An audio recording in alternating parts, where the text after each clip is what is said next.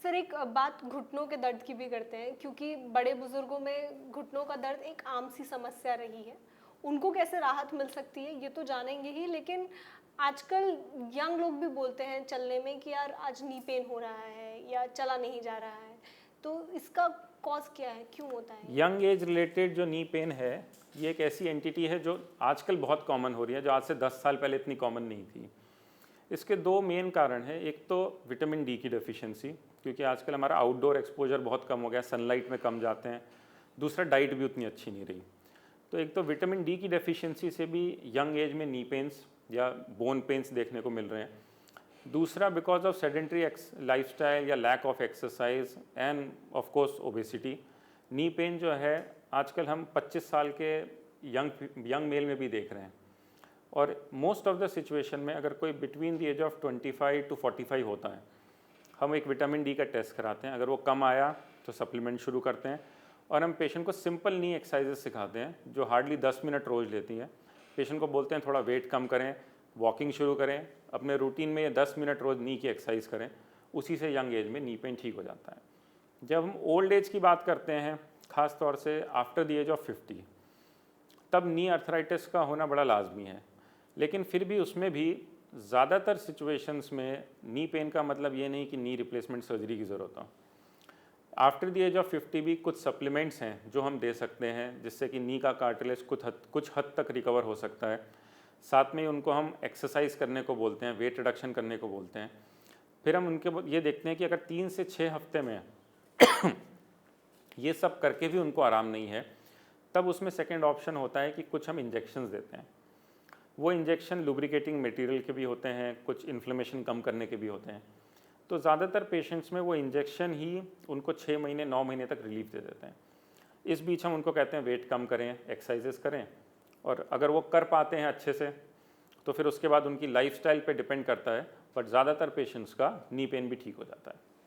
तो sir knee replacement surgery जब as हो जाती है उसके बाद ज़रूरी नहीं है?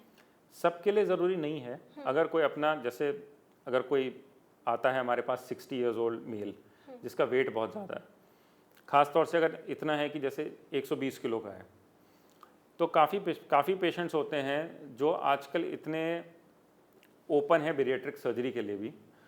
और क्योंकि अगर कोई 120 किलो का है, नी पेन है, 60 साल उम्र है, शुगर बीपी भी है, तो हम उनको एक बार एक बेरिएट्रिक सर्जरी ओपिनियन के लिए भी कहते हैं।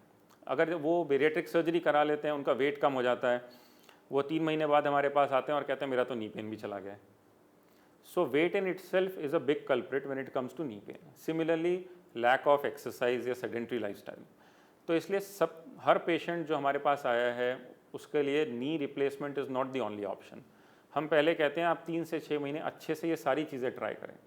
एक्सरसाइज, वेट रिडक्शन, बैठने का तरीका सुधारना। खास तौर से कुछ लोगों को ज़मीन पर बैठने का शौक़ होता है, अगर उनको नी पेन है तो हम कहते हैं ज़मीन पर बैठना बंद करें।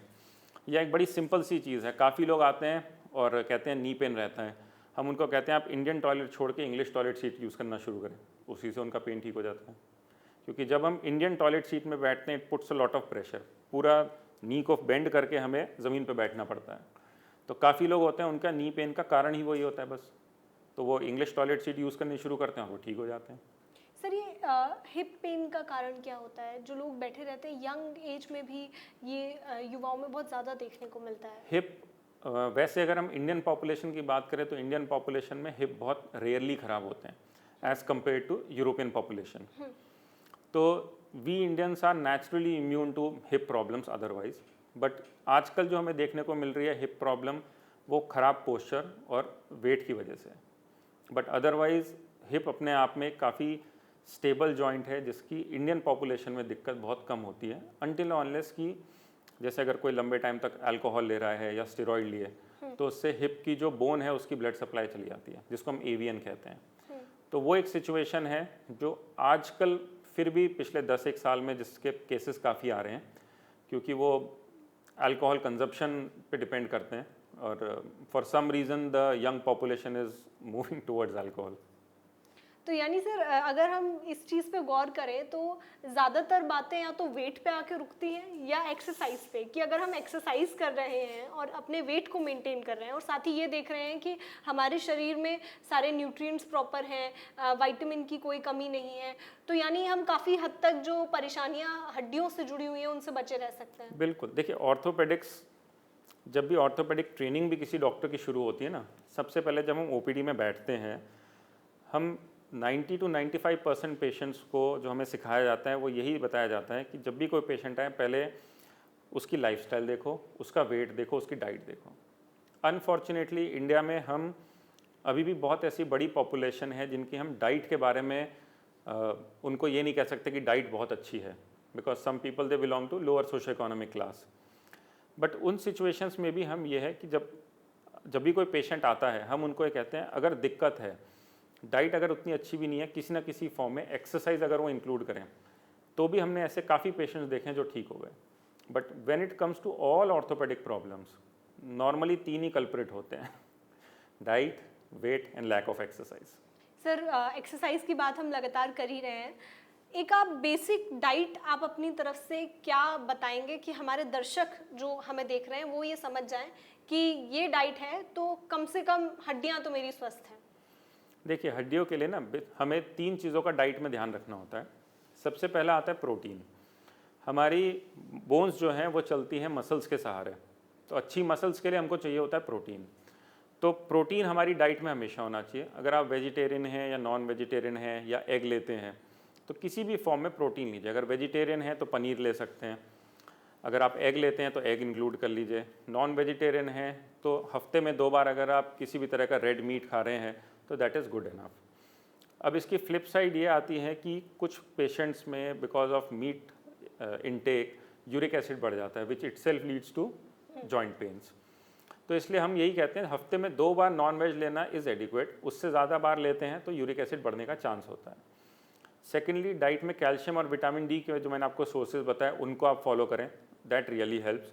तो आपकी बॉडी में डेफिशिएंसी नहीं होगी। उसके बावजूद भी अगर आपका विटामिन डी लेवल कम है, आपकी डाइट अच्छी है, तो हो सकता है बॉडी में एब्जॉर्प्शन ठीक ना हो रहा हो। उस सिचुएशन में हम सप्लीमेंट्स देते हैं जो कि हफ्ते में एक बार एक छोटी सी गोली होती है वो लेनी होती है, and that takes care of the vitamin D deficiency in the body. और लास्टली ये है कि आपकी डाइट में फ़ैट कम होना चाहिए। ये तो सिर्फ एक मतलब ऑर्थोपेडिशियन के पॉइंट ऑफ व्यू से ही नहीं, मैं कार्डियोलॉजी और हर तरह से कहूँगा कि डाइट में फ़ैट कंटेंट जो है वो लिमिटेड रहना चाहिए, because ultimately that leads to heart problem, fatty liver, and of course weight जितना ज़्यादा होता है उतनी जल्दी जॉइंट्स ख़राब होते हैं।